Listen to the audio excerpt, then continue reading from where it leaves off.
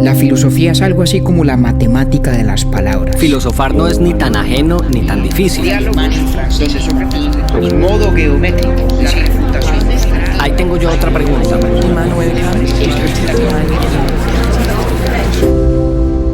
Urbi et Orbi a la ciudad y al mundo. Buenos días, buenas tardes, buenas noches. El de hoy es el primer capítulo que David y yo grabamos juntos. Esto lo hicimos en enero pasado en Nueva York. Y es la primera parte de una serie de 2 capítulos sobre ética y animales. Hoy hablaremos sobre la perspectiva utilitarista del filósofo y profesor de la Universidad de Princeton, Peter Singer, quien sostiene que todos los animales son iguales porque tanto humanos como no humanos compartimos la capacidad de sentir dolor. Sin embargo, antes de terminar la conversación, David nos contará aquello que en su momento dijo Bernard Williams acerca de la postura de Peter Singer y con la cual él no estaba de acuerdo. Hoy también es la primera vez en la que el compañero estará encargado del dato inútil pero divertido. Este es Ética y Animales, parte 1, la perspectiva utilitarista de Singer.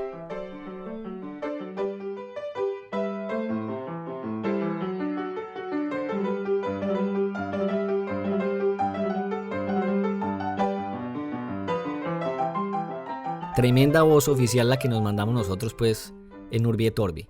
Estamos sobrados en ese sentido y siempre es un placer compartir con Luciana, que es una belleza. Sí, es adorable. Ella, además que esa toma que hicimos fue única. O sea, es muy talentosa. Total, es súper talentosa, como su hermana María Cristina. Como su hermana mayor María Cristina. Vean, mucho gusto pues estar con ustedes aquí en Nueva York. Yo estuve muy juicioso, me hice la prueba del COVID antes de venir. Después cuando llegué también hice otra. Cuarentena voluntaria, cumpliendo pues como todas las indicaciones. Y como digo yo, no pasándonos de calidad pues en la callejeada y tal, pero hemos ido a mercar libritos y demás. Y para mí sí es un gusto muy grande que ya aquello que hacíamos de manera informal, pero presencialmente, desde que nos conocimos, ahora lo estamos haciendo para dejarlo grabado y compartirlo con nuestros queridos pelagatos. Por fortuna, aunque nuestra incompetencia tecnológica no nos permite grabar en la misma mesa, ¿no? Estamos en cuartos distintos porque no supimos cómo configurar los micrófonos para que esto funcionara bien, viéndonos las caras. Vamos a ver si lo logramos al menos para el siguiente capítulo. Mientras tanto, pues ya compartimos ahora la banda sonora. Cualquier sirena que pase, pues ya es del mismo apartamento. Y yo, pues es invierno, entonces estoy debajo de una cobija. Pero David y María Cristina tienen cobijas muy buenas, entonces no me produce pues molestia alguna. Vamos a saludar aquí a Joana Jaramillo, que nos escribió un mensaje muy bonito en estos días y decía ella que los capítulos de Urbi et Orbi van a envejecer muy bien, que había escuchado un par de la primera temporada y que todavía le parecían bastante pertinentes. Entonces pues muchas gracias a ella por el piropo, que es más un piropo, ¿cierto? Tendríamos que dejarlo añejar un poquito más. Sí, es un tremendo halago, un poquito prematuro. Nos toca ver si efectivamente sobrevivimos el paso inclemente del tiempo, uno de nuestros temas recurrentes cada vez que hablamos de poesía en el podcast, pero no por prematuro dejamos de agradecérselo porque es, no obstante, muy generoso. Así es, Joana, muchas gracias por esas palabras y gracias a todos los que nos escriben por el correo electrónico y por Instagram. No se imaginan ustedes lo importante que es esa gasolina para nosotros, saber que estamos acompañados y muy bien además. Así Sin como duda. Por ejemplo un profesor que se llama José Ruiz, profesor del Instituto de Física de la Universidad de Antioquia en Medellín. Muy querida la relación que se ha desarrollado en el correo electrónico entre usted y él principalmente, y yo como me autodenomino en el correo electrónico convidado de piedra, pero pongo mucho cuidado. Eso sí, me lo leo todo, no intervengo mucho. Hemos tenido una correspondencia muy grata con José, que además tiene un podcast muy interesante que se llama El Último Café. Yo lo disfruto mucho porque las conversaciones que tiene José allí desde su óptica de científico, con intereses filosóficos y con un muy agudo sentido de análisis, tiene el atractivo adicional de estar siempre acompañada del tango. Esa conversación que José publica en su podcast. Entonces he descubierto un par de tangos muy buenos gracias a José, además de lo que aprendo de sus charlas. Y la traigo a colación, Octavio, porque uno de los episodios del podcast de José trata de un tema que es muy importante y al que nosotros aludimos en nuestro episodio sobre Rousseau en la primera temporada, que es la distinción que solemos hacer los seres humanos entre lo natural y lo artificial, entre aquello que es propio de la naturaleza y aquello que es fruto del artificio humano, de la hechura de las personas, ¿cierto? Y es muy importante esa pregunta porque tiene todo que ver con la manera como nos concebimos a nosotros mismos en relación con el mundo natural. A veces presentándonos, sintiéndonos, creyéndonos fuera de él. Y tiene todo que ver con el tema que queremos tratar hoy, que es precisamente la relación entre los seres humanos y los animales. ¿Cuál es el carácter de esa relación ética? ¿En qué consiste? ¿Cuáles han sido las diferentes formas de conceptualizarla? Un tema que teníamos pendientes de hace mucho tiempo y en el que vengo yo pensando hace rato, y entre otras, como decía, en compañía de algunas de las reflexiones de José en su podcast El Último Café.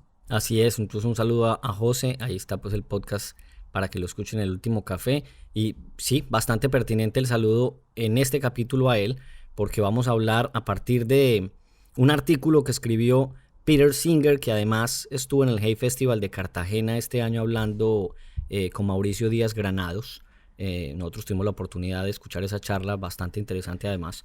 Pero este artículo lo escribe él cuando estaba trabajando en la Universidad de Nueva York y titulado Todos los animales son iguales.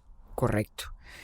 A ver, nosotros hablamos algo del profesor Singer en creo que un par de contextos ya, ¿no? Cuando hablamos sobre la desobediencia civil y también cuando hablamos del utilitarismo.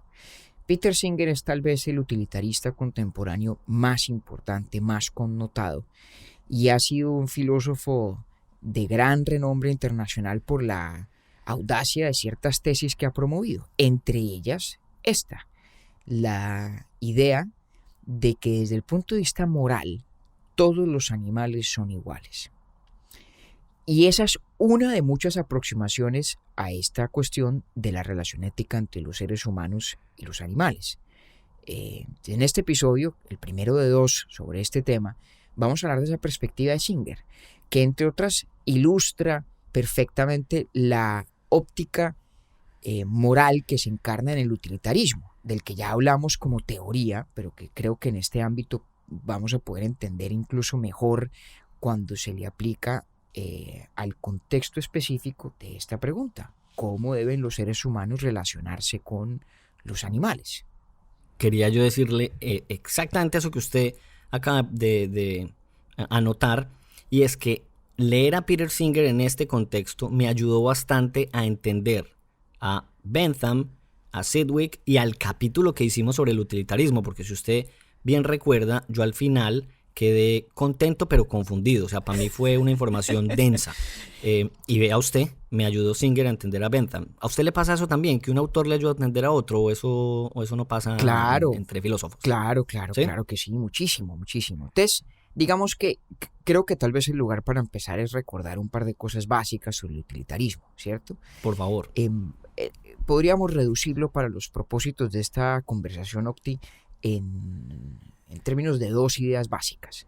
La primera es que los 2 fenómenos más moralmente relevantes que en el mundo hay, y diríamos los únicos que son moralmente relevantes desde el punto de vista fundamental, son el placer y el dolor. De hecho, hemos de decir tal vez que es un único fenómeno en últimas, ¿no? Porque sentir placer o sentir dolor es simplemente una respuesta subjetiva o psicológica distinta a un estímulo externo de alguna naturaleza que en ambos casos manifiesta una misma capacidad, lo que en inglés se denomina sentience, y en español se le dice sintiencia, ¿sí? Que es la capacidad de sentir. ¿De sentir qué? Pues placer y dolor. Para los utilitaristas ese es el hecho moral fundamental. Eso sí. Entonces, es clave. Eso es muy importante. Sí. Entonces, ante cada pregunta ética, ante cada pregunta moral, el principio de la respuesta está en preguntarse cuáles son las consecuencias de un acto posible o de un hecho que ha ocurrido en las criaturas que en el mundo tienen sintiencia. Y haciendo el balance de ese efecto, pues ¿qué hay más? ¿Dolor o placer? O diríamos, ¿cuál es el efecto neto? ¿Un efecto de sufrimiento o un efecto de bienestar? Primera gran característica. Para el utilitarismo no hay cuestión más importante, más fundamental que la experiencia subjetiva de las criaturas que tienen sintiencia. Ese es el hecho moral por excelencia. Ese es el hecho moral fundamental. Completamente. Sí. Y todo lo demás, digamos, se reduce a ese hecho moral. Y la segunda característica es que la evaluación de los actos y de la conducta debe obedecer única y exclusivamente a la consideración de sus consecuencias en términos de eso. el impacto que tienen para las criaturas sintientes, ¿sí? Ok. Y podríamos decir que hay un tercero, que es tal vez el elemento que Peter Singer más explota, lo digo en el buen sentido, en su argumento en favor de la igualdad moral de todos los animales. Y es un principio también de igualdad, que lo expresó con mucha claridad Jeremy Bentham, cuando dijo que el bienestar de cualquier individuo, ¿sí?, no es más importante que el bienestar de ningún otro. Digamos, Sidgwick lo decía de la siguiente manera. Sidgwick, otro gran utilitarista, posterior a Bentham, pero pues anterior a Singer naturalmente, que está vivo todavía y es profesor de la Universidad de Princeton además. Sidgwick decía que desde el punto de vista del universo, el bienestar de una criatura sintiente no cuenta más que el bienestar de ninguna otra. Que es el equivalente de la frase de Bentham, ¿no?, de que cada uno ha de contar por uno y no por más que uno. Así es. Entonces, en el universo moral, y usted se acordará que yo hacía la analogía entre el utilitarista y los contadores, ¿no? En el universo moral, el contador utilitarista hace una especie de balance donde computa el impacto de una acción, de una práctica, de un evento en las criaturas sintientes, y lo computa en términos de sus dolores y de sus placeres, y en esa computación cada criatura cuenta por lo mismo.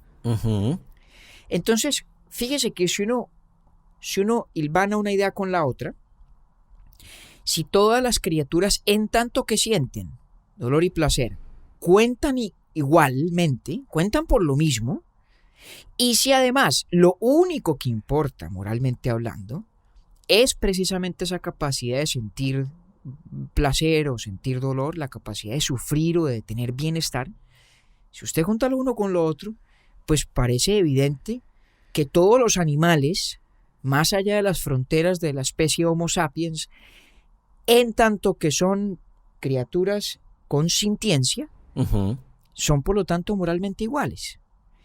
Moralmente iguales en el sentido de que tienen intereses que pesan igual, ¿sí? Se trata de una igualdad que Singer llama igualdad de consideración, que no significa ni implica igualdad de derechos, ¿no? Seamos claros. Él tiene un ejemplo muy concreto. Ni de características incluso. Ni de características, y eso es clave. Porque Singer dice, mire, el concepto de igualdad moral es un concepto que obedece a un ideal moral. Sí. No al reconocimiento de una igualdad fáctica o de hecho, sí. ¿Cierto? De hecho, usted y yo somos personas muy distintas, con aptitudes diferentes, con intereses diferentes, con fisionomías diferentes. Aunque ayer en el tren en Nueva York, cuando nos subimos, nos dijeron que parecíamos gemelos. Eso es verdad. Con el tapabocas y quedamos parecidos. Somos similares de pronto en algunas cosas, y entre cualquier par de seres humanos siempre encontrará uno algunas similitudes, sí. Pero no somos iguales, punto, ¿cierto? Desde el punto de vista fáctico no somos lo mismo, y la especie humana tiene pues una pluralidad inmensa de atributos y de características. El género, la raza, las habilidades, las aptitudes, son todas dimensiones en las que hay inmensa diferenciación. Entonces, cuando todos hablamos de la igualdad humana, que es un principio que más o menos aceptamos de manera axiomática, ¿cierto? Nos parece de total evidencia, ¿sí? Incuestionable desde el punto de vista moral.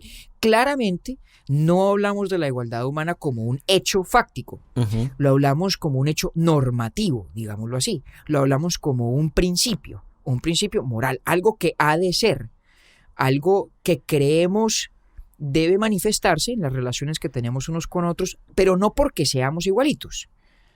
Sí. Entonces, de entrada, Singer, nos dice, si creemos en el principio de igualdad, y además sabemos que el principio de igualdad no puede estar anclado en que seamos fácticamente iguales, de hecho iguales, tiene que estar anclado a una especie de igualdad normativa o moral o ética. ¿Y qué igualdad normativa, moral o ética puede haber si no es la igualdad que tenemos en tanto que podemos sentir placer y dolor? En tanto que tenemos sintiencia. Y entonces ahí ve usted el arco completo del argumento. Si somos seres que sentimos, y si eso es lo que nos da, digamos, la boleta de entrada al universo de lo moral, es decir, al universo en el cual nuestros intereses individuales cuentan, y cuentan, como decía Bentham, con peso igual entre diferentes individuos, ¿por qué no le extendemos ese etiquete de entrada al universo moral a las demás criaturas que en el mundo hay y que también sienten? Y aquí es cuando la cosa se pone buena. Claro, porque ahí es cuando Singer dice que el ideal de la igualdad humana en realidad no tiene nada de humano, en el sentido de que su justificación no permite que se restrinja el principio de igualdad a las fronteras de la especie. Y va un poquito más allá Singer. Y dice que la pretensión de que la igualdad acaba donde acaba la especie Homo sapiens no es más que un prejuicio meramente ideológico. Además construido por una especie en favor de ella misma. Claro. Y en ese sentido, a Singer le parece que ese prejuicio en favor de nuestra propia especie es absolutamente análogo, similar, semejante al racismo o al sexismo. Por eso sí es una locura. Y crea una palabra para describirlo. Bueno, no es de él. Me parece que es de un médico amigo de él que se la sugirió. En inglés, speciesism. Especismo. Especismo, exactamente. Especismo, que es un prejuicio en favor de la propia especie que no tiene ninguna justificación moral. Cuya única justificación, cierto compañero, según esa postura es el uso de la razón, pareciera. A ver, un momentico, porque hay una diferencia entre lo que pretende ser la justificación de un prejuicio y lo que explica que exista el prejuicio, ¿cierto? Todos los prejuicios, los más vulgares, los más deleznables, han tenido pretendidas justificaciones. Sí. ¿Sí? Si usted se devuelve a los libros de historia que defendían tesis abiertamente racistas o sexistas o discriminatorias de algún otro tipo, no son simples aseveraciones, son o pretenden ser argumentos. Así es. Y tienen, entre comillas, razones, ¿correcto? Lo cual no significa que la tesis discriminatoria se adopte por esas razones. ¿Sí? Esas razones son algo así como justificaciones ex post, excusas que uno se inventa para justificar algo que ya cree y que cree por otros motivos inconfesables muchas veces, ¿no?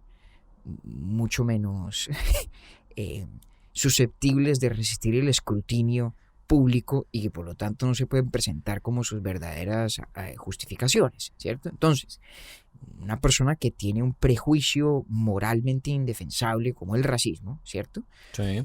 Probablemente lo tenga por motivos que no se pueden ventilar en público. Y entonces se inventa la persona, como se la han inventado muchas veces en la historia, alguna pretendida justificación. Entonces lo que Singer dice es, si el especismo es, como el racismo y el sexismo, un prejuicio moralmente censurable, que está arraigado en cosas tan, digamos, elementales como la costumbre, el hábito, la mera conveniencia de suponernos parte de un grupo privilegiado o especial o superior. Y ese prejuicio, dice Singer, a lo largo de la historia de la filosofía, se manifiesta, ahí sí, a lo que usted señala, Octi, en cierto tipo de argumentos que dicen no es que los seres humanos somos especiales. Somos especiales porque tenemos dignidad, o somos especiales porque somos racionales, nuestra capacidad de pensar, ¿cierto? Y es importante precisar que Singer no está aquí en un ejercicio de condenar moralmente a todo el mundo que no ha sido un crítico de este supuesto prejuicio humano, de este especismo. No está diciendo que todo el mundo era un bárbaro, un salvaje, y no está diciendo eso. Está diciendo que si prestamos suficiente atención a lo que ya creemos, es decir, a la idea de igualdad humana, y si nos percatamos del fundamento de esa idea, que es nuestra igual capacidad de sentir, pues tenemos que concluir que nos hemos equivocado en restringir la igualdad a los confines de la especie. Es como una especie de primer llamado de atención, diciendo, oiga, venga, percátese de que la idea de igualdad cuando se restringe a lo humano es un prejuicio, fruto de lo cual debería uno entonces cambiar sus actitudes morales. Por eso Singer es un gran defensor, digamos, de la idea de que hay que ser vegetariano por motivos morales, o de que es inmoral la experimentación científica en animales en la gran mayoría de los casos en los que se practica, etc. Entonces, para recoger de pronto un poco la cosa, Octi, como buen utilitarista, nos dice el hecho moral fundamental es la capacidad de sentir. Ok. Reconozcamos entonces que el principio de igualdad humana, si no puede estar fundado en el hecho de que somos iguales porque no lo somos desde el punto de vista fáctico, tiene que estar entonces fundado en una característica moralmente relevante que todos compartimos. Y pues esa característica no puede ser otra que la de la sintiencia. Que además él la describe como la única forma posible de encontrar ese común denominador es bajándola al nivel pues más básico, que es esa capacidad de sentir, no puede ser otra. Exacto, no puede ser exacto. ni el nivel de cognitivo de las personas, ni por supuesto la raza, el sexo y demás. Apúnteme esa idea y téngamela ahí en remojo un minuto. No, señor. Entonces, la capacidad de sentir, la sintiencia, es, dice Singer, el fundamento último de la igualdad moral entre los seres humanos. Pero claramente, la sintiencia no se limita a la especie humana. Y entonces nuestro compromiso con la idea de igualdad humana tiene implícito ya, desde el punto de vista lógico, un compromiso con la igualdad moral de todas las criaturas que sienten. Repito, igualdad de consideración, es decir, todos los intereses de toda criatura que siente pesan y pesan igual. No significa que todas tengan los mismos derechos, ¿no? Singer no está diciendo que a los marranos hay que darles el derecho al voto, y de hecho usa eso como un ejemplo para dejar muy en claro, ¿no?, que la igualdad de consideración, que es la igualdad moral que importa, no implica igualdad de derechos. Que eso a mí, ¿sabe a qué me sonó eso? Lo de la igualdad de consideración. Inmediatamente, digamos que mi idea fue, no es lo mismo decir que todos los animales son iguales a que debamos humanizar a los animales. Bueno, en cierto sentido sí. Depende de qué se diga por qué signifique humanizar en ese contexto.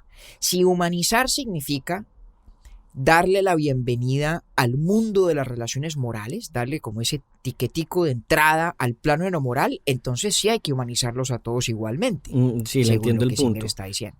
Mi reflexión iba más hacia la dirección del ejemplo de Singer de darle el derecho al voto a un marrano. Correcto. Hacia allá iba sí. Y Singer diría, pues es que no tiene ciencia. En ese caso estamos hablando de, sí, claro, de un reconocimiento de derechos, pues que no ha lugar. Sí, exactamente. A los niños no les damos derecho al voto. Bueno, no sé si eso está bien o está mal, pero digamos que a un infante recién nacido no se le da el derecho al voto, lo cual no significa que no se lo tenga por igual en la consideración moral que le es debida. Tal vez la forma de decirlo así más concretamente es esta, Octi.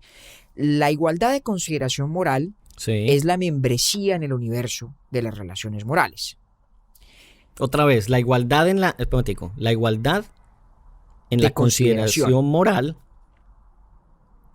es la membresía.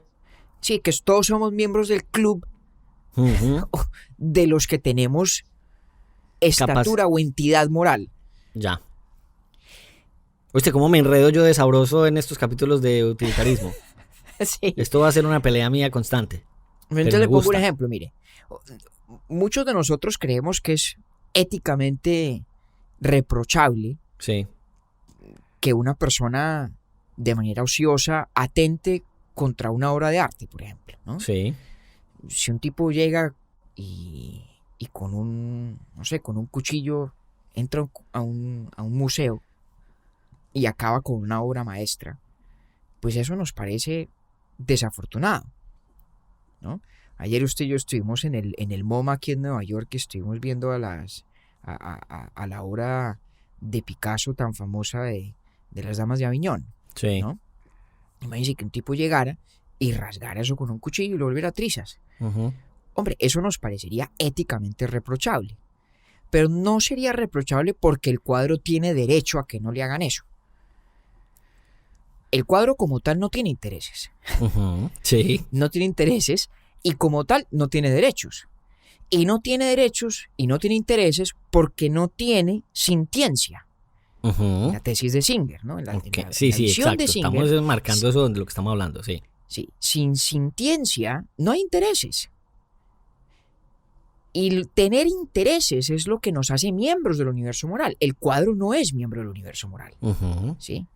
Diríamos del asaltante, pues que es una persona que no tiene sentido de respeto por lo bello, que diríamos de él una cantidad de cosas o de ella una cantidad de cosas, ¿cierto?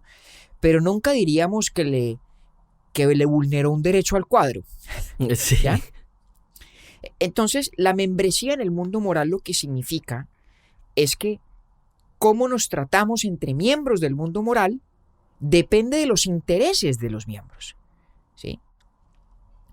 Puede haber normas éticas sobre cómo tratamos a las cosas que están fuera del universo moral. El cuadro está fuera del universo moral. Sí. Y aún así es una cuestión importante cómo lo tratamos.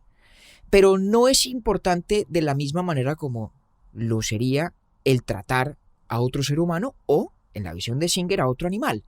Porque en el caso del otro animal o del otro ser humano, son los intereses de ese animal o de ese ser humano los que definen los límites de lo que yo puedo hacer, mientras que el cuadro como tal no tiene intereses.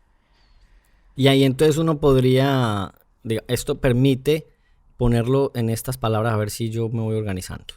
Esa capacidad de sintiencia que tenemos todos los animales, humanos y no humanos, es lo que nos determina, no sé si puedo yo decir, un interés básico a no sufrir. Claro, exactamente.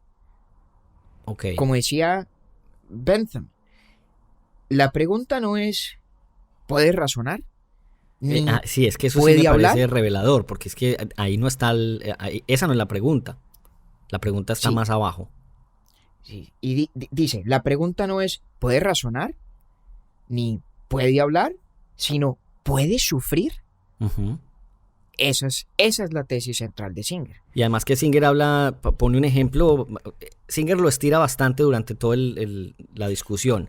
Y entonces dice, además, si ponemos entonces, si es que estamos hablando de la capacidad de razonar, y vemos el infante del que ya hemos estado hablando bastante, un día o de una semana de nacido, versus la capacidad que tendría de raciocinio, por ejemplo, un gorila adulto, un caballo, un delfín, el mismo marrano del que estábamos hablando, que tiene unas capacidades muy parecidas a las del perro. Ahí se nos cae el argumento que Exacto. defendería esa tesis. Exacto. Entonces, me devuelvo ahí sí al comentario que le pedí que me pusieran remojo. ¿Cómo voy? ¿Sabe cómo me estoy sintiendo yo hoy? Como Milhouse, el de los Simpsons. Espero que eso sea bueno. Yo no sé, pues dígame usted. No, usted me lo tendrá que decir. Milhouse no es el más brillante de la clase, para ponérselo en esos términos. Dígamelo al final del capítulo. Bueno. Entonces, creo que hemos trazado, digamos, o esbozado los lineamientos generales de la visión de Singer. Como utilitarista, cree que el hecho moral fundamental es la capacidad de sentir dolor y placer. Cree además que cuando hablamos de la igualdad humana no podemos estar hablando de una igualdad de hecho, sino de una igualdad normativa o moral, y que esa igualdad normativa no puede tener más fundamento que la capacidad común de la sintiencia. Pero si eso es así, tendríamos que reconocer que la igualdad se extiende más allá de los confines de la especie, a toda otra criatura que tenga también sintiencia. Y si además le revolvemos entonces el principio común a Bentham y a Sidgwick y a muchos otros, ¿no?, de que toda criatura que participa del universo moral cuenta igual, entonces al final queda muy claro el título del artículo de Singer: All animals are equal. Todos los animales son iguales, cuentan por igual desde el punto de vista de la consideración moral, repito, incluso si no tienen los mismos derechos, cosa que es perfectamente plausible y aceptable. Eso es lo que Singer dice y parte de cómo lo justifica. La otra parte de su justificación que no hemos tratado, ¿no?, ya nos referimos al elemento de la sintiencia, es que Singer dice, bueno, supongamos que alguien viene y dice, no, es que los seres humanos somos especiales, somos distintos, es moralmente relevante la categoría del humano. Singer dice, pilas, él cree que la categoría del humano, el conferirle a esa categoría relevancia moral es completamente equivalente a conferirle relevancia ética a la categoría de raza o de género. Sí. No se nos olvide eso, que el especismo es para Singer un pariente no lejano, muy próximo del racismo y el sexismo. Sí. Entonces, el que intente filosóficamente justificar lo que Singer llama especismo, tendría que hacer más o menos una de las siguientes cosas. Tendría que decir que cuando hablamos de lo especial de lo humano, en realidad estamos refiriéndonos a alguna característica, a algún atributo humano que es moralmente relevante, ¿sí? ¿Cuáles son los candidatos obvios? Pues los que listaba Bentham, a los que usted ya aludió, Octi. La capacidad de razonar, la capacidad de ser consciente de uno mismo, la capacidad de comunicarnos, etcétera, etcétera. Y aquí Singer constantemente usa algo que yo llamaría el test del infante o el test del niño, el párvulo.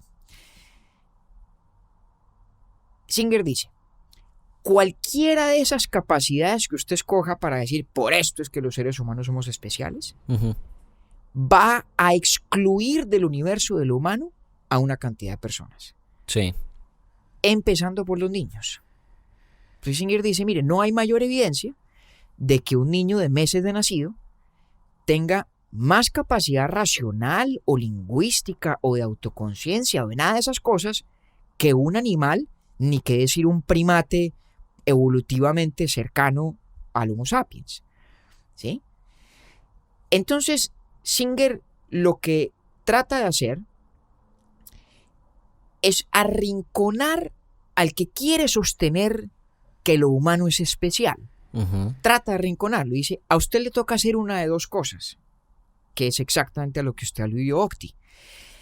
O tiene que escoger una característica humana que en efecto parece muy especial, muy significativa, muy connotada históricamente. La razón, por ejemplo. En cuyo caso, tiene que excluir a un montón de gente. El niño recién nacido. Siempre le va a quedar corta. Siempre se le va a quedar corta una persona con una discapacidad cognitiva severa y permanente. O tiene que bajar el denominador común tanto que le queda imposible excluir a otros que no son humanos. Eso es una Ese es el dilema. Ese es el dilema que Singer le plantea al que quiere insistir en que lo humano tiene un estatus moralmente especial o significativo, ¿sí? Dice, usted no puede trazar las fronteras de lo moral, ¿cierto? De la igualdad moral, de lo que yo he llamado el club de la membresía moral, de tal manera que sean exactamente paralelas a las fronteras biológicas de la especie Homo sapiens. Singer dice, eso es imposible. Una de dos. O le toca dejar un burgo de gente por fuera, o le toca incluir a un montón de animales que no son humanos. Y ahí cuando usted dice, o le toca dejar un poco de gente por fuera, es por eso que es tan cercano al racismo y al sexismo. Exactamente. Porque entonces Singer dice, mire, si usted sigue el hilo del argumento, y se encuentra con que, caramba, no hallo un atributo que pueda ser fundamento de la igualdad y que como resultado me arroje que todos los seres humanos y solamente los seres humanos son moralmente iguales, si yo no logro eso, no logro encontrar ese atributo, y aún así insisto en que esta especie es especial, ahí sí que estoy reconociendo el operar cognitiva y éticamente de la misma manera que quien padece de racismo o sexismo. Ahí está la fuerza de esa comparación. Sí. Y sabe que me gustó mucho y además que me sorprendió es, bueno, usted ya enumeró las dos primeras que Singer menciona, y una es el tema de la necesidad de satisfacción de un gusto sobre la cual el humano justifica la producción de carne, básicamente, ¿cierto? La segunda es experimentar con animales en laboratorio, y pues ahí digamos que hace toda una descripción bastante argumentada al respecto. Pero digamos que guardadas las proporciones, al menos en mi conocimiento, pues era algo que yo ya me lo había encontrado más de una vez en más de un autor, y no solamente pues en filosofía. Sin embargo, en la tercera, y yo quisiera que usted me profundizara un poco en eso, Singer regaña a la filosofía moderna por también contribuir a lo mismo, cuando empieza a hablar de la virtud moral en los humanos. Claro, por lo que hablábamos al principio, que los prejuicios casi nunca se presentan desnudos en público, como prejuicios. Casi siempre se presentan o intentan presentarse como razones visiones o teorías razonadas. Exactamente. ¿Sí? Y cuando Singer habla del prejuicio como ideología, está hablando precisamente de ciertas visiones del mundo cuya raíz más profunda es casi siempre emotiva, irracional, de pura costumbre y hábito y tradición, y a veces de gran antipatía, pero que siempre busca el ropaje de algo que tenga un cariz de buen argumento. Entonces, cuando uno habla de esa crítica de las ideologías, muchas veces lo que habla es de los ideólogos, ¿no?, que tratan de prestarle ese ropaje más o menos respetable a algo que en el fondo no lo es, ¿no? Pues ¿cuántos libros hay que han escrito una historia de la humanidad que buscan darle algún nivel de respetabilidad intelectual al sexismo o al racismo? Pues los ha habido muchos, ¿sí?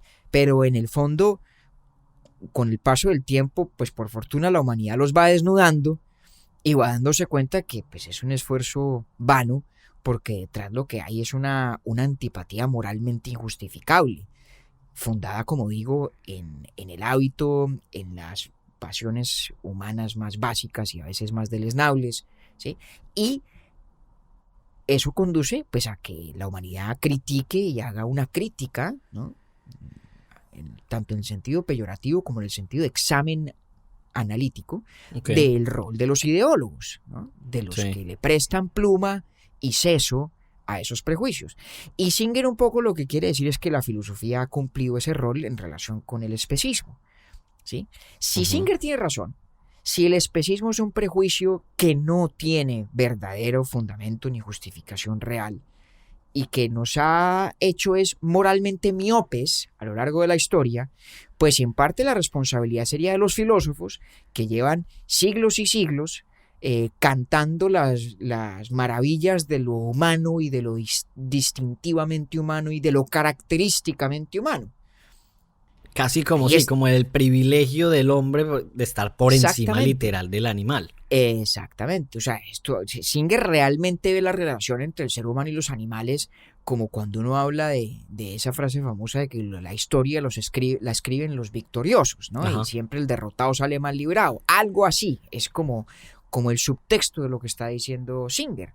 La historia de nuestra relación moral con los animales nos parece supremamente defensable y podríamos decir casi victoriosa, porque quienes les han dado voz a esa historia, los filósofos, no han tenido nunca consideración debida por esa igualdad que tienen los animales en tanto que comparten la sintiencia con nosotros, y se han dedicado en cambio, como decía, a celebrar las características más profundamente humanas como se las ha concebido a lo largo de la historia, como la razón, el pensamiento y demás. Entonces, Singer hace una crítica de la historia de la filosofía como un mecanismo ideológico que ha permitido la subsistencia de un prejuicio, ¿sí? Entonces, digamos que la idea del artículo y de la obra de Singer es abrirnos los ojos, desnudar ese prejuicio, decir esos, la mona aunque se vista de seda, mona se queda.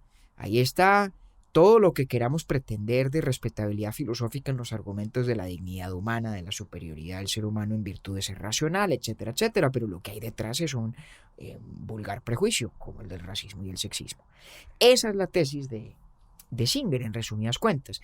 Y de pronto vale la pena mencionar una línea de objeción a su tesis que el propio Singer evalúa. Singer evalúa una línea de crítica a su tesis. Se la atribuye a un par de filósofos contemporáneos que han dicho, mire, lo que es importante cuando pensamos en esas características comunes a los seres humanos y que se supone justifican el estatus moralmente especial de los seres humanos, lo importante no es que todo el mundo tenga la característica, ¿sí? Lo importante es que esa característica es la norma de la especie, tal que cualquier espécimen que no la tenga, cualquier individuo que de ella carezca, en ese sentido y en tanto que carece de ella, digamos, tiene una deficiencia, porque es la norma. Por ejemplo, Sí. diría quien defiende esa postura que los seres humanos son especiales porque son racionales, o somos racionales, ¿no? Que el tiquete de entrada al universo moral es la capacidad de razonar, no la mera sintiencia. Singer entonces objetaría, bueno, ¿y los niños? ¿Los niños recién nacidos que no son racionales? ¿O las personas que tienen una condición médica o psiquiátrica que de alguna manera impide al buen operar de sus capacidades racionales, ¿no? ¿Qué pasa con esas personas que claramente no tienen, al menos no del mismo grado o no de la misma manera, ese atributo de la razón? Respondería entonces, quien va por ese camino argumentativo, no importa, porque esos casos, esos especímenes, en tanto que no tienen razón, digamos que padecen de una deficiencia en relación con la norma de la especie. Sí. Y en el uso que le damos aquí en este contexto muy específico, deficiencia no tiene una connotación peyorativa, simplemente es el carecer de algo que es la norma de la especie a la que se pertenece, ¿sí? Es como, no sé, como si naciera un perro sin cola.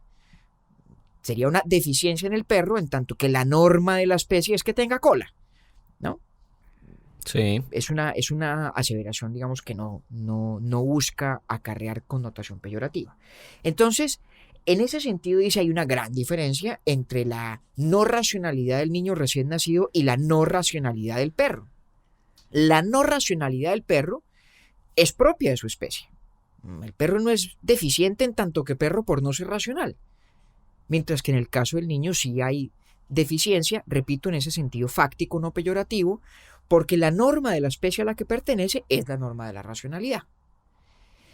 Eso, digamos, ha sido tradicionalmente una línea argumentativa que trata de sincronizar la membresía en el mundo moral con la membresía en la especie Homo sapiens.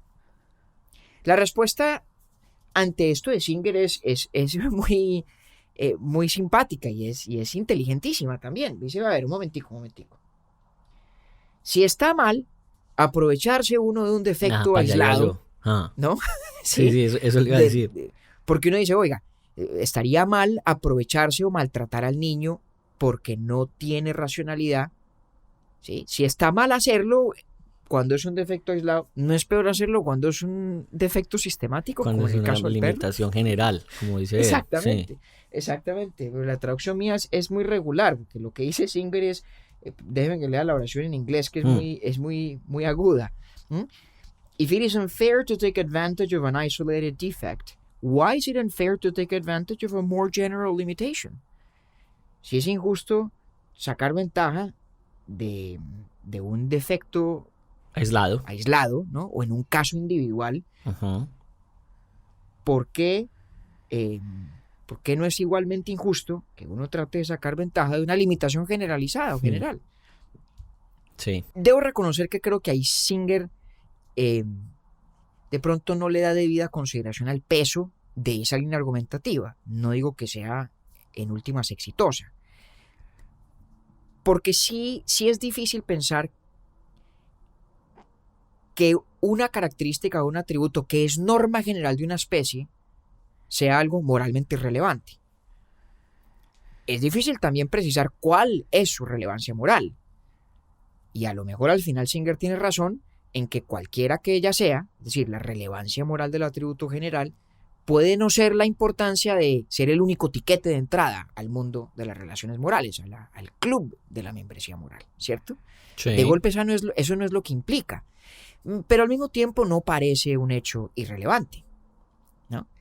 Ahí hay, digamos, una línea de crítica que podríamos decir concede las premisas fundamentales de la teoría de Singer. Entra en el juego dialéctico que Singer ha creado, con esos pilares de los que hablamos al principio, ¿no? Y ahora es momento en que usted me saca de la zona de confort en la que ya me había metido Singer.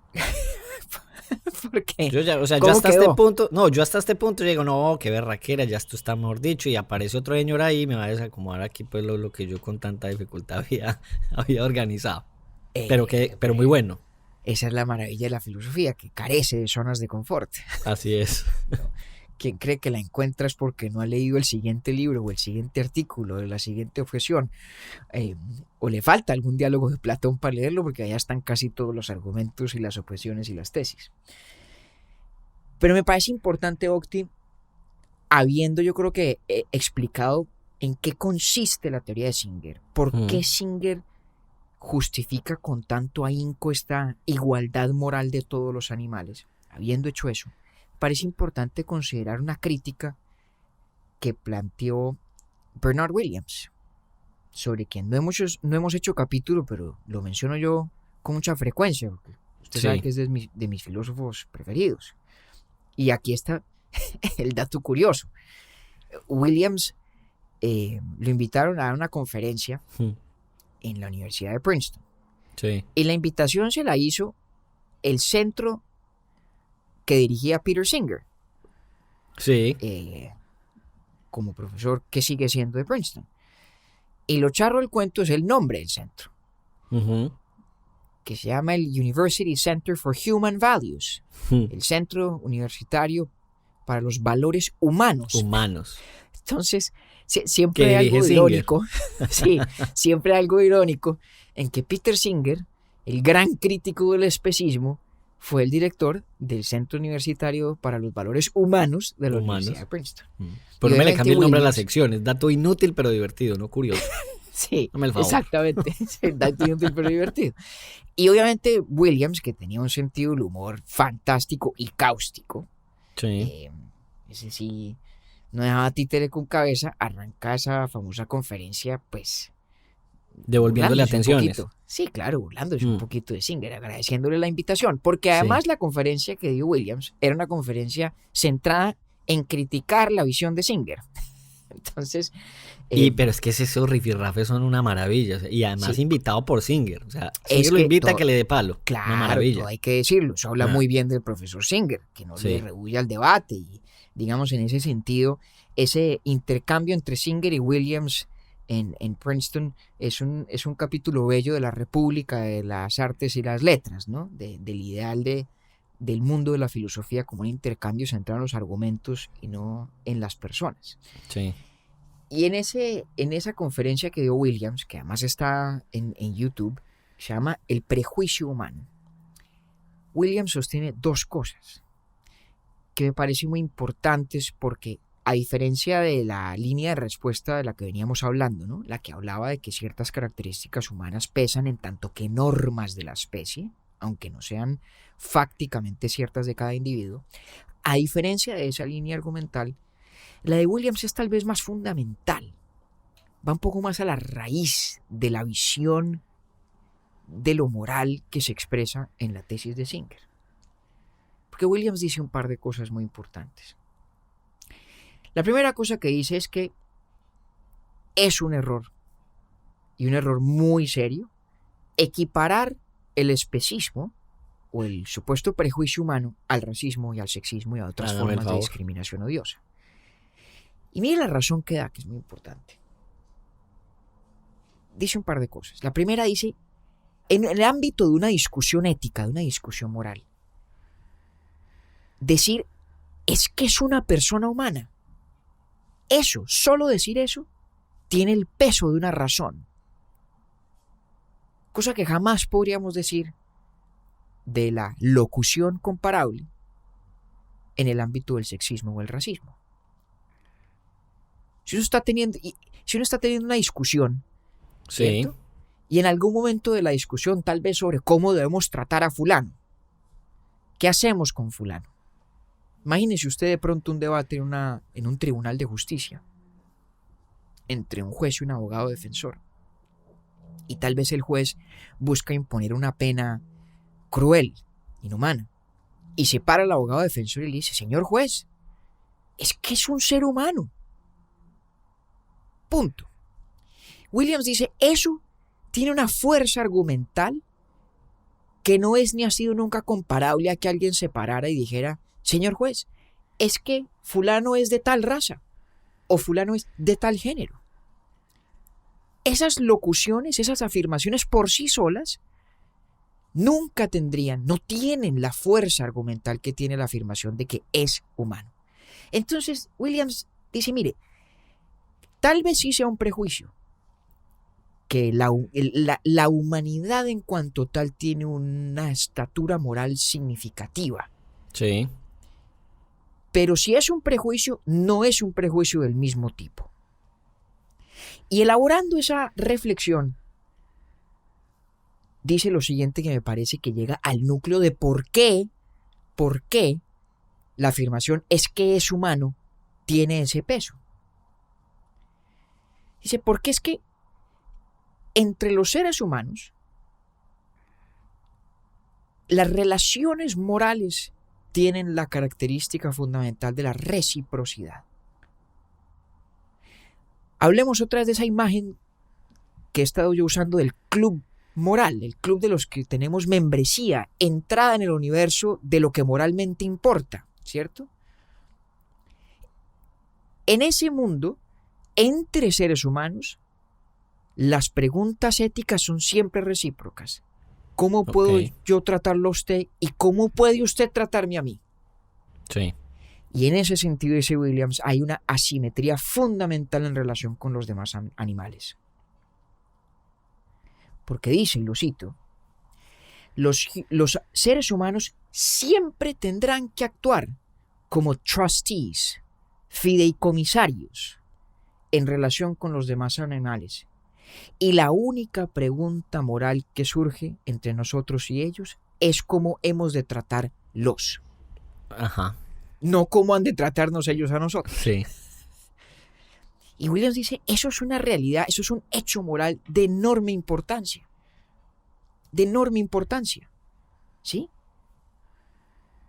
Ese sacudo Y tan bueno. Y cita por allá a Max Stirner. Stirner tiene una frase que es muy buena. Dice, mire, cuando un tigre me asalta, me ataca para comerme, ¿no? Está en todo su derecho. Y cuando yo le devuelvo el golpe para defenderme, estoy también en todo mi derecho. Y lo que yo estoy defendiendo del tigre no es mi derecho, es mi vida misma. Estoy defendiéndome a mí mismo. Sí. Cuando hay un conflicto entre seres humanos en el mundo de lo moral, nuestros conflictos se pueden traducir siempre al lenguaje de derechos y deberes que son mutuos y son recíprocos. No así en la relación entre los seres humanos y los animales, dice Williams. Ahora, aclaremos, esto no significa que haya consideraciones éticamente relevantes que limiten lo que podemos hacer con o en relación con los animales, ¿cierto? Y vuelvo al ejemplo del cuadro. Acuérdense que el cuadro no tiene intereses. Sí. ¿Sí? El cuadro nos exige de pronto por otras razones que lo tratemos de ciertas formas y no de otras, ¿no? Está éticamente mal que uno ociosamente se vaya a desbaratarlo. El mundo quedará sin ese memorable Picasso, ¿cierto? Pero no porque el cuadro tenga ese derecho. Williams diría igualmente, ojo, no estoy diciendo que a los animales se les pueda hacer cualquier cosa, que cualquier tipo de tratamiento a los animales sea justificado porque no son miembros del universo moral. No. ¿Sí? Es posible decir que hay ciertas normas de conducta en la manera como el ser humano interactúa con los animales. Lo que Williams dice es que no podemos perder de vista que la relación entre seres humanos, entre personas, como miembros del universo moral, es asimétrica cuando la comparamos con la relación entre los animales y los seres humanos. Porque entre personas la relación es bidireccional, es recíproca. Entre animales y seres humanos es unidireccional. O sea que ese argumento de Williams apela de vuelta al uso de la razón. Porque sin la razón no habría esa conclusión de... Sí. Okay. En algún sentido sí. Pero la razón, Williams no le está atribuyendo importancia intrínseca. A lo que Williams está, digamos, la dirección en la cual Williams pide que dirijamos nuestra atención no es la razón como un atributo, sino la manera como nos relacionamos en el mundo moral, que a su vez a lo mejor se explica por la razón. ¿Sí? Sí. Y tiene otra observación que a mí me parece súper aguda y súper reveladora. Si lo único que importa es el placer o el dolor o el mal causado o el bienestar producido, ¿sí? Entonces, parte de lo que tendríamos que incorporar en nuestras cuentas morales es cómo los animales se tratan entre sí también, dice Williams. Dice, si usted se toma en serio lo que dice Singer, parte de lo que nosotros tendríamos que hacer es ser la policía de la naturaleza. Sí. Para cerciorarnos de que no haya animales que maltraten a otros de la misma manera como nosotros no podríamos maltratar a esos animales. Y eso es algo que Singer nunca dice. Tengo que averiguar, a lo mejor Singer al menos en lo que para eso. Exacto, pero no en lo que nosotros leímos de este artículo, de este ensayo de... Y en otros que yo he leído tampoco he visto una respuesta a eso. Pero aquí es donde de pronto damos la vuelta para llegar otra vez al principio. Porque en el fondo lo que Williams nos señala es que el mundo moral, el mundo ético, es un mundo de entrada humano. Ya. No tenemos manera de concebir la dimensión ética de la vida si no es desde una perspectiva que ya es inevitable, inescapablemente humana. Entonces podríamos decir que si el conferirle un estatus especial a lo humano es un prejuicio, cosa que a Williams no le preocupa conceder, no es en consecuencia un prejuicio comparable al racismo o al sexismo, que son formas de discriminación entre humanos. Y no solamente no es comparable, sino que es un prejuicio que no podemos eludir, que no podemos escapar, frente al cual no hay alternativa. Williams dice es lo que es. Es lo que es.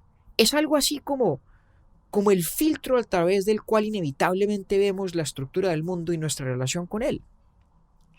Williams dice, mira, aquí lo que hay detrás de todo lo que dice Singer es la ilusión de que nosotros podemos ver el mundo desde la perspectiva del universo y no desde la perspectiva humana, demasiado humana, para citar a Nietzsche.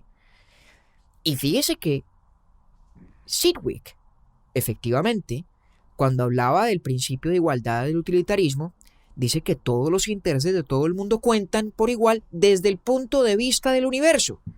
Y Williams lo que nos dice un poco es que ¿y a quién carajo le importa el punto de vista del universo? Que además es un punto de vista que nosotros no podemos ocupar. El punto de vista nuestro es humano, inevitablemente humano, inescapablemente humano. ¿Sí? Entonces, dice Williams que la relevancia moral de la humanidad en el fondo no es una de estas cosas que uno pueda someter al escrutinio de la razón abstracta, como a justificárselo al universo. Es más bien algo así como la condición de posibilidad de que tengamos percepción moral. Sin esa condición de valorar lo humano, no habría valoración, punto. No habría universo ético. Y eso sí es inherente al ser humano. Exactamente.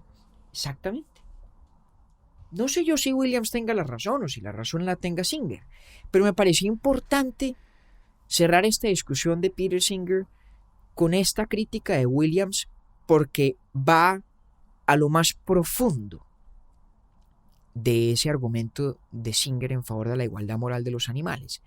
Va a lo más profundo en el sentido de realmente preguntarse si la perspectiva humana es algo que se pueda superar, es algo que se pueda trascender. Porque tratarla como un prejuicio, como el racismo o el sexismo, implícitamente supone que es superable, que es algo de lo que podríamos algún día despojarnos. ¿No? Y no. Y eso no es así, por lo menos no en opinión de Williams. No, me gusta mucho ese contraste entre ambas posturas, porque en las dos uno queda pensando. Claro. O sea, son sólidas ambas. Claro.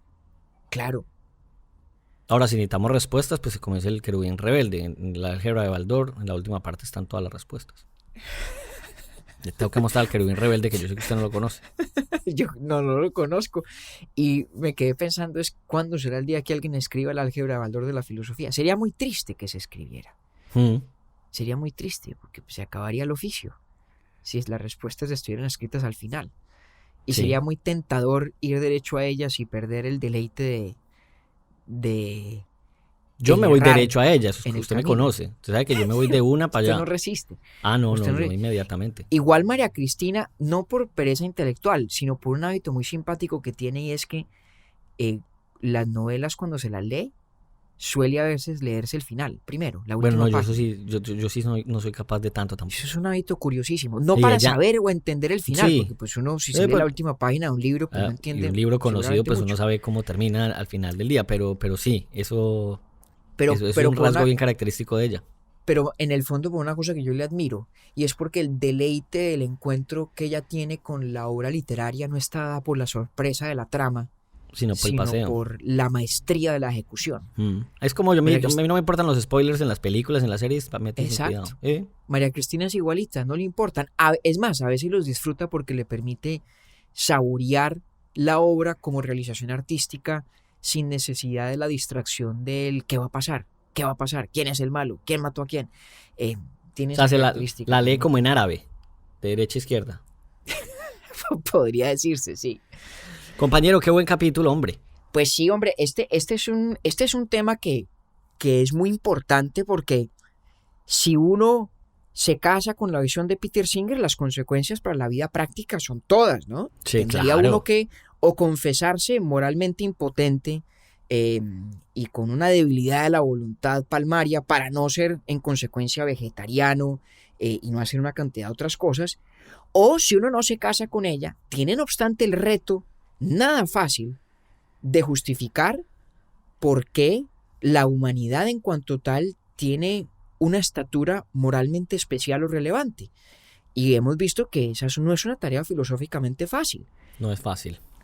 Aunque lo que dice Williams yo creo que da unas pistas prometedoras, en el sentido de que tal vez la perspectiva humana no es una perspectiva que pueda superarse.